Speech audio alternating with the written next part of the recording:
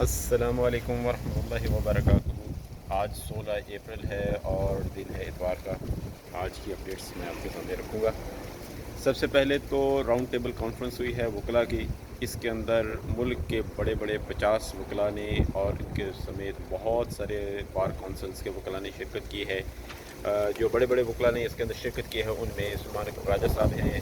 اعتزاز احسن صاحب ہیں، اظہر صدیق ایڈوکیٹ صاحب ہیں، ربیہ باجوہ، لطیف کھوسہ،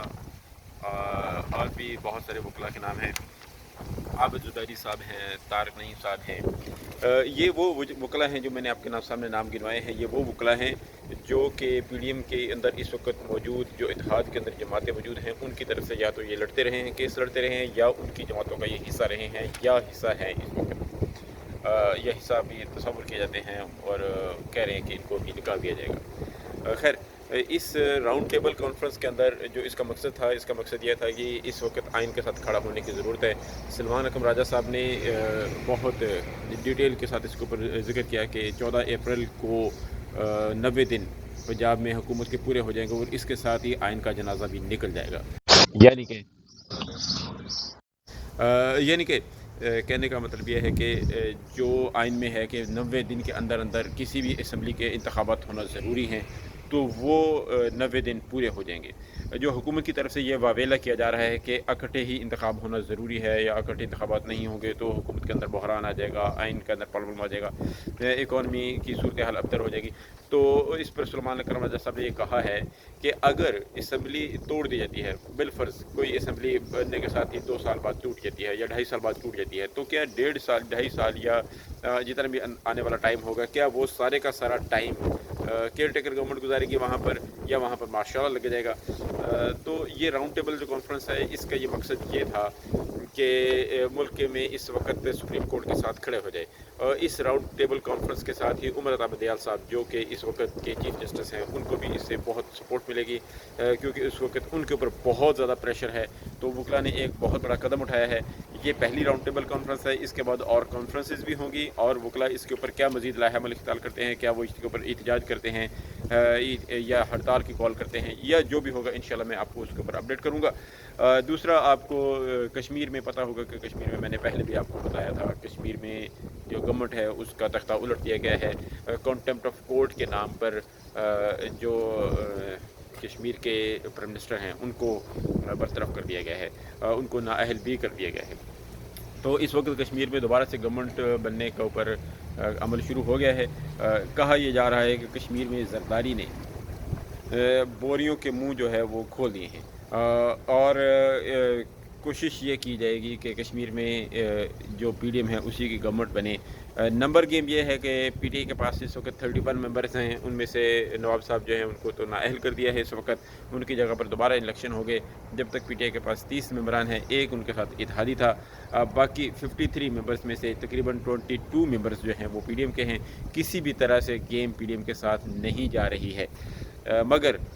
اسے جو اسمبلی کے ممبران ہیں ان کو خریدنے کی کوشش کی جائے گی، یا یہ کوشش کی جائے گی کہ وہ اس اجلاس میں شرکت نہ کریں یا ووٹ کاسٹ نہ کریں۔ جو بھی ہوگا انشاءاللہ میں آپ کو اس کے اوپر اپڈیٹ کروں گا۔ دیکھتے ہیں کشمیر میں یہ آپریشن رجیم چینج جو ہے وہ سکسیسفل ہو پاتا ہے یا نہیں، جس طرح سے پاکستان میں ہو۔ دوسرا، ایک بہت ہی اہم انٹرویو دیا ہے زرداری صاحب نے حامد میر صاحب کو۔ تو جو زرداری صاحب ہیں وہ آپ کو معلوم ہے کہ وہ ان کے منہ میں اسٹیبلشمنٹ کی زبان ہوتی ہے۔ جب زرداری صاحب بولتے ہیں تو وہ ایک زبان نہیں ہوتی، اس کے پیچھے بہت ساری زبانیں اپنا اظہار خیال کر رہی ہوتی ہیں۔ اس کے ساتھ ساتھ جو حامد میر ہے وہ بھی آپ کو پتہ ہے وہ اسٹیبلشمنٹ کا بندہ ہے، زرداری کا بندہ ہے۔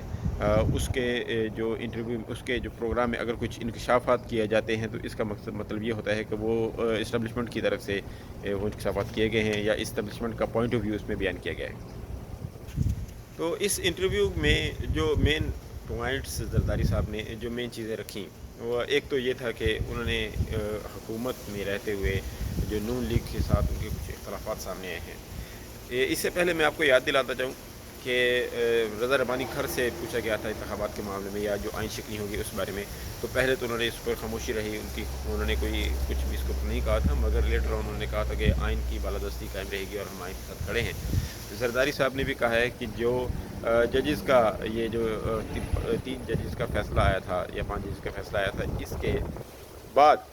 نواز لیگ نے یہ فیصلہ کیا تھا کہ وہ ججز کے خلاف ریفرنس دائر کریں گے۔ تو زرداری صاحب نے یہ کہا ہے کہ یہ ریفرنس دائر کرنے کا فیصلہ نون لیگ کا ہے، گورنمنٹ کا نہیں ہے، یعنی کہ ہم گورنمنٹ کا پارٹ ہیں، تو یہ جو ریفرنس دائر کیا گیا ہے یہ نواز لیگ نے خود اپنے طور پر دائر کیا ہے، گورنمنٹ کا اس سے کوئی تعلق نہیں ہے۔ اور دوسرا انہوں نے یہ کہا کہ جو پی ٹی آئی کے ساتھ مذاکرات نہ کرنے کا فیصلہ ہے یہ بھی نواز لیگ کا ہے، گورنمنٹ کا نہیں ہے۔ تو اس سے ہمیں یہ پتہ لگتا ہے کہ بظاہراً اس سے یہ نظر آ رہا ہے کہ زرداری صاحب نے بہرحال اس کے اوپر 3 رکنی کمیٹی بھی ایک بنائی ہے جو کہ مذاکرات کرے گی مختلف جماعتوں کے ساتھ اور پوائنٹ آف ویو لے گی ان کا الیکشن کے معاملے میں۔ مگر اس سے اگر ہمیں یہ تاثر لینے کی ہم یہ کوشش کریں کہ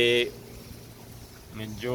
اسٹیبلشمنٹ ہے وہ پی ٹی آئی کی طرف قدم بڑھا رہی ہے تو وہ بھی نظر نہیں آ رہا، کیونکہ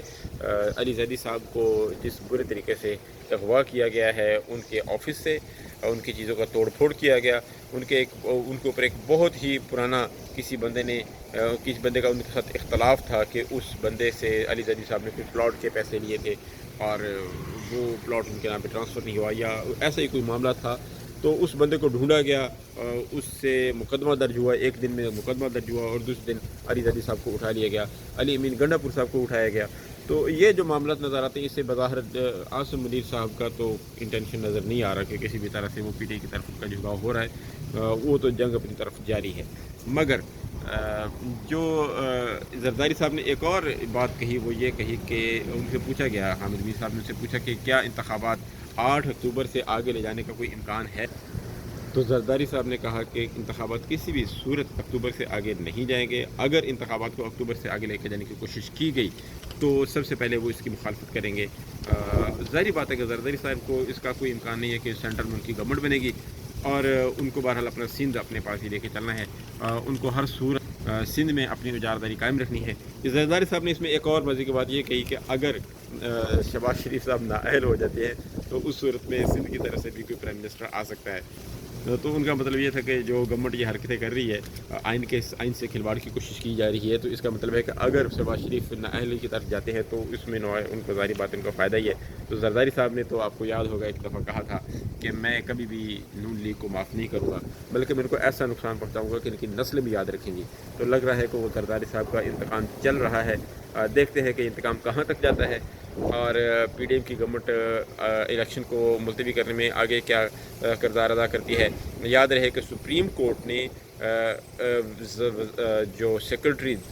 فائنانس ہیں ان کو یہ آرڈر کیا ہے کہ فنڈز کو 17 اپریل تک منتقل کیا جائے الیکشن کمیشن کو۔ تو کل 17 اپریل ہے، کل پتہ لگے گا کہ فنڈز منتقل ہوئے یا نہیں ہوئے، یا اگر ظاہری بات ہے کہ بیوروکریٹس اس چیز کو اپنے اوپر نہیں لیں گے تو آج کے دن پی ڈی ایم اس کے اوپر کیا سوچ بچار کرتی ہے، کل کے لیے کیا لائحہ عمل طے ہوتا ہے، میں انشاءاللہ آپ کو اپڈیٹ کروں گا۔ جڑے رہیے ہمارے ساتھ، چینل کو لائک اور سبسکرائب کرنا مت بھولیے۔ السلام علیکم ورحمۃ اللہ وبرکاتہ۔